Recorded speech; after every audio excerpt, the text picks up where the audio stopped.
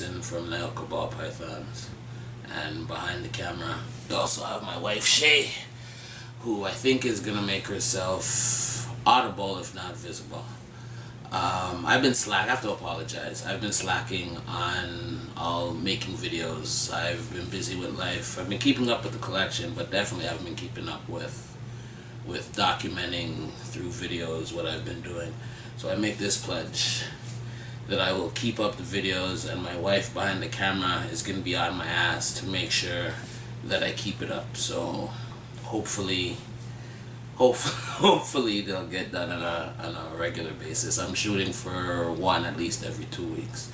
And if there's any topics that you want covered or anything in the collection that you know I have that you want to see, feel free to shoot me a message and I'll be more than happy to oblige. So in this video, what I think we're going to be showing are some of my grow-ups, some animals that I produced last year that I held back, and are animals hopefully that will get into my breeding plans in the future.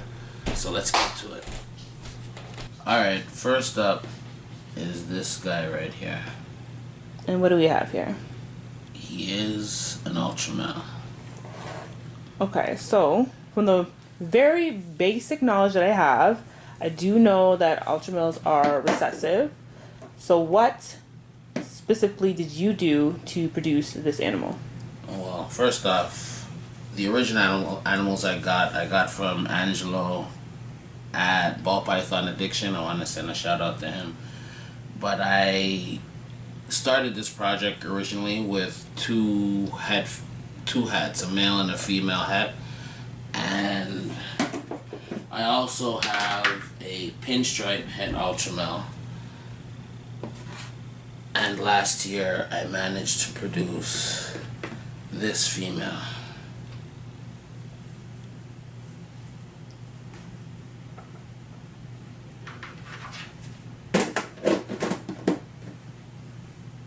What I like about this girl is the pinstriping. I don't know if you're catching it on the camera, but it's purple.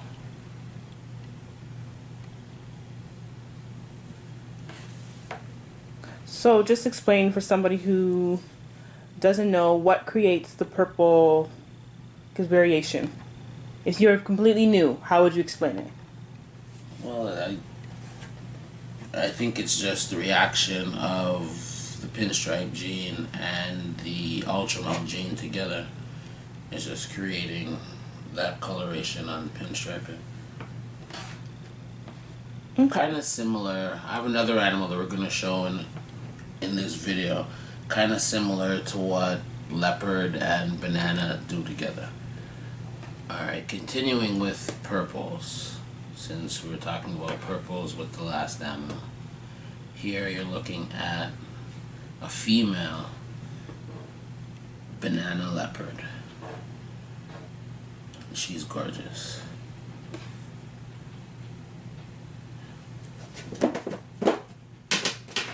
And if you add the spider gene to that combination,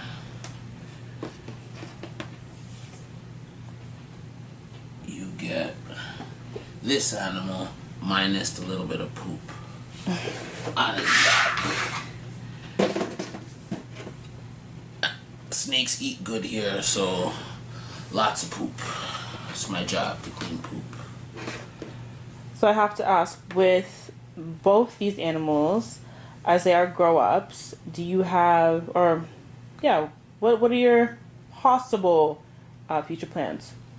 Well, this animal is actually available, so I don't have any plans for him. There you go, everyone. Did you hear that? Okay. Yeah. If you like him, holla at me when he's available. But with this girl, I'm not sure. I'm thinking off the bat, Ozzy's done some incredible stuff with the leopard banana, and he's added, I want to say, obviously it's going to be OD and a bunch of other stuff. He's done some really nice stuff, so I'm thinking like maybe adding fire, OD, maybe red stripe to this. I don't know. To be honest, I really don't know which direction I'm going with this animal. I just know this is a nice foundation for a few different directions for me to go in. And we'll see. I have another year to figure it out. Okay, I was gonna say, so everybody just gotta tune in, wait and see what Mr.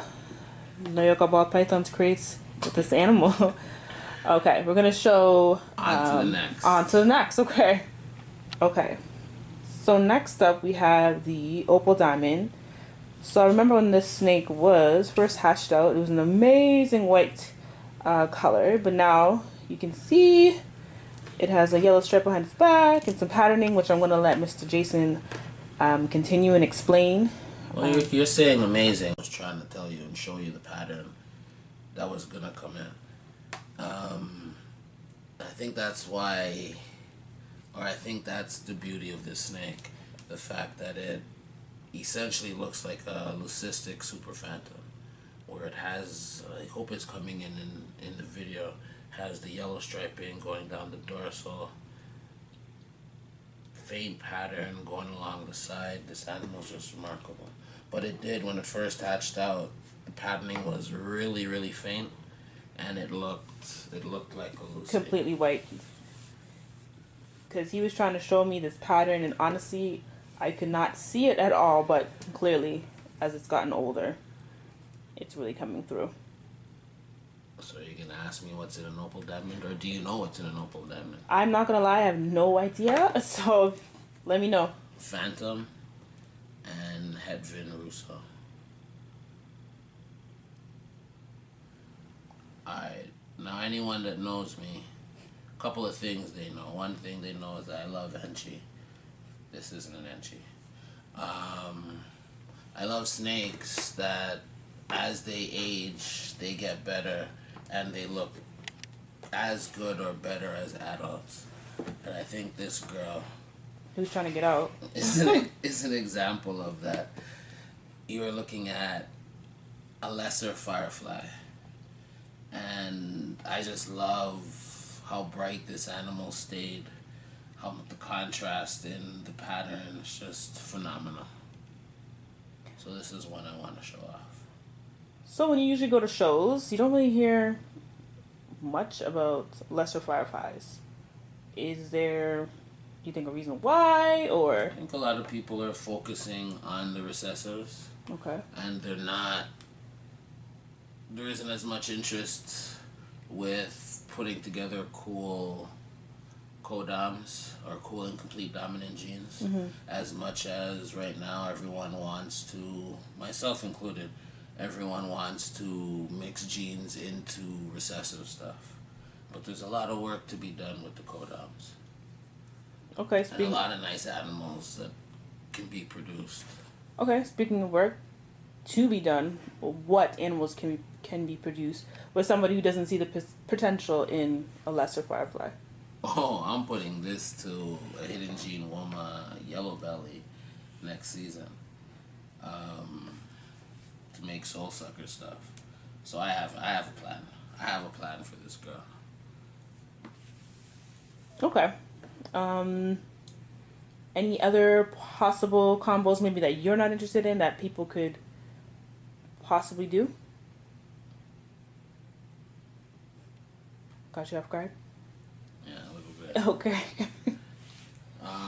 Combos. Well, I can't really tell anybody what combos to do or not to do. Really, this hobby is about what you like, not necessarily what people are gonna buy, not necessarily what the next breeder is doing, but really what you like. So for me to tell somebody else what to do with it is, I don't think it's my place to tell someone what to do with their animals. Breed what you like, produce animals that you like, and you're good.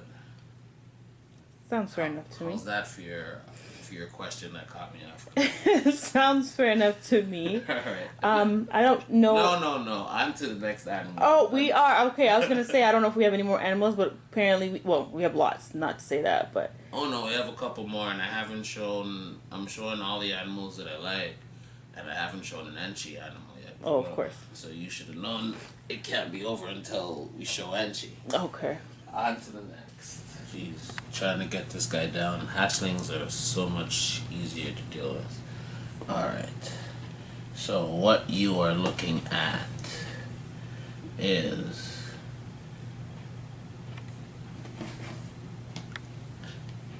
an Enchi pastel fire yellow belly. This is a combination of probably all of my favorite Kodams crammed into one animal. And this boy is incredible. This pattern on the side, yellow belly influence. This flaming on the side, the reduced pattern from the Enchi. The head, if you can get it. I don't know if you can zoom in on the head. Oh, that is zoom out. We're gonna zoom in.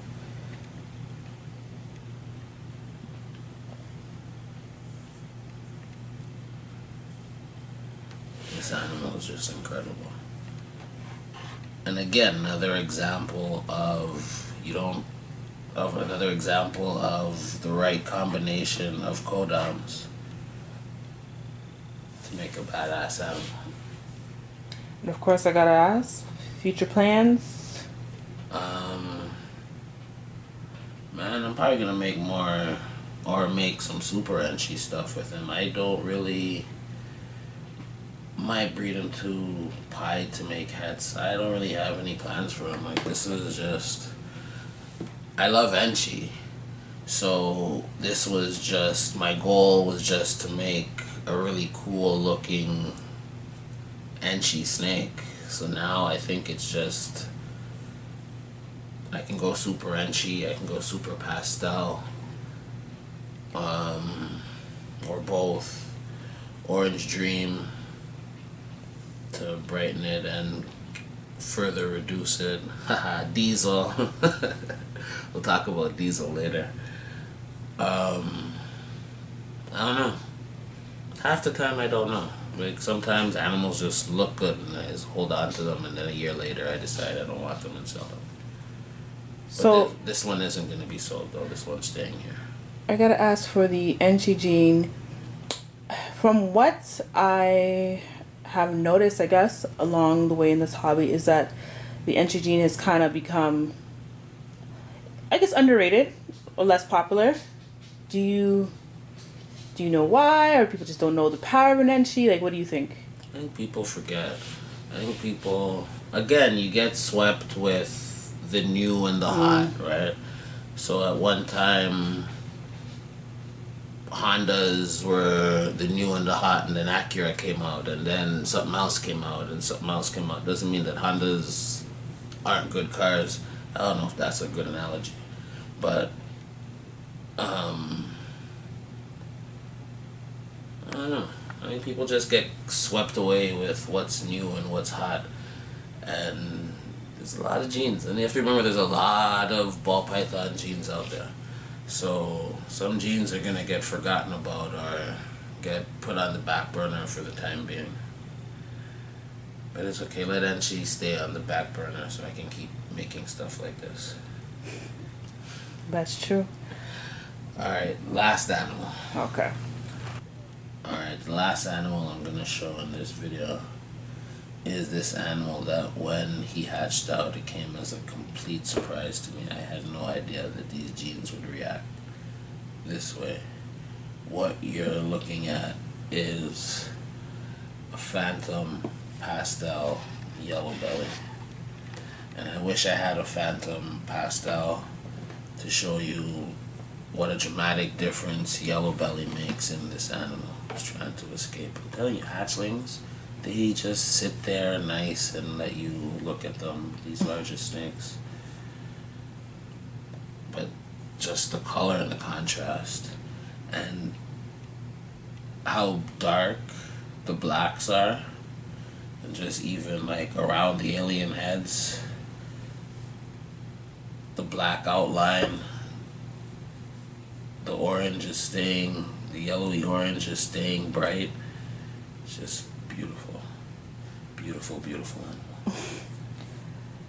Okay, the famous question.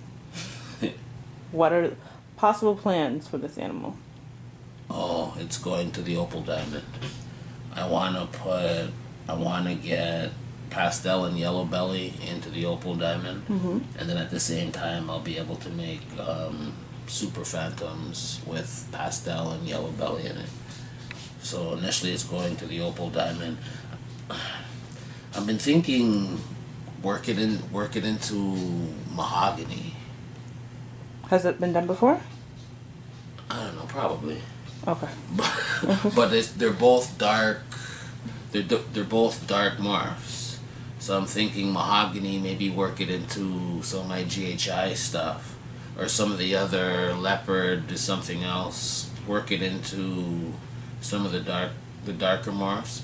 What's interesting too is to work it into something like banana, because then you have really deep contrast. So it's, again, I have choices, and I have a bit of time to decide what I'm gonna do with them. Again, it's one of those animals that you hatch out and it just looks so nice. Don't necessarily have a specific plan in for mind. it. Okay. Just looks so nice and looks great as it grows. He's getting better, so it had to stick around. All right. All right, so that's the last animal that I'm gonna show today. Thanks for sticking around and joining us on this somewhat clumsy video. If you like the video, please feel free to like, share, and subscribe. All that stuff. Smash the button, or what other sayings do people have to like the videos? Haha, you have. I have no idea. you gotta ask our daughter. I have no idea. Anyway, thanks for watching our video. And before you go, sorry, I just wanted to remind everybody that if you want a topic covered, again, feel free to comment, DM, Facebook message. What else we got? I think that's it right now. In terms of, okay, so ball pythons. There you go. So again, thank you for watching our first video in a while. We're gonna try to make these super consistent going forward. Thanks again. Take care.